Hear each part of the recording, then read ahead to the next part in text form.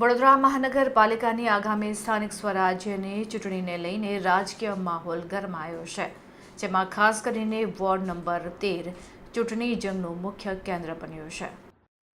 તાજેતરમાં વોર્ડમાં અપક્ષ ઉમેદવાર સચિન દેવરે અને એનસીપીના ઉમેદવાર રાજેશ માળીએ નવાપુરા વિસ્તારમાં શક્તિ પ્રદર્શન કરી પ્રચારના શ્રી ગણેશ કર્યા હતા. ઢોલ નગારાના ગુંજારવ અને વિશાળ જનમેદની સાથે નીકળેલી આ રેલીએ સ્થાનિકોનું ધ્યાન ખેંચ્યું હતું. ઉમેદવારોએ વિસ્તારોમાં પદયાત્રા કરી હતી, જેમાં માળી મોહલ્લા, ગોદડિયાવાસ, વિવિધ સ્લમ વિસ્તારોમાં ફેરણી કરી હતી. લોકસંપર્ક દરમિયાન સ્થાનિક રહીશોએ વર્ષોથી સતાવતી સમસ્યાઓનો પહાડ ઉમેદવારો સામે રજૂ કર્યો હતો.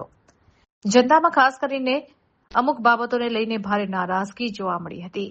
વારંવાર ઉભરાતી ગટરોથી સ્થાનિક રહીશો પરેશાન છે, તો શુદ્ધ અને પૂરતા પ્રમાણમાં પીવાનું પાણી ન મળવાની ફરિયાદો પણ લોકોએ કરી હતી.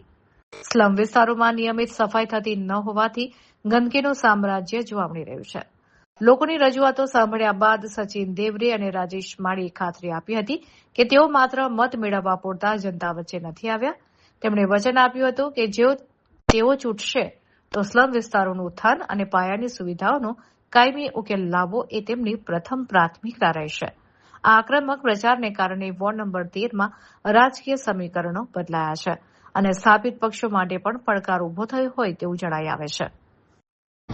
હું સચિન કુમાર મહેન્દ્રકુમાર દેવરે, વોર્ડ નંબર 13નો અપક્ષ ઉમેદવાર. આજે વડોદરા શહેરના આરવીસર રોડ પર આવેલા મારી મોહલ્લા છે, 4-5 જે મોહલ્લાઓ છે, ત્યાં આજે જનસંપર્કનું આયોજન કરવામાં આવ્યું છે, જેમાં મોટી સંખ્યામાં લોકોએ સારો પ્રતિસાદ આપવામાં આવ્યો છે અને વિશ્વાસ આપ્યો છે કે બહુમતીથી અમે તમને જીતાડીશું. મારો વોર્ડ નંબર 13 છે, ક્રમાંક નંબર 13 છે અને મારું ચિહ્ન છે તે માઇક છે.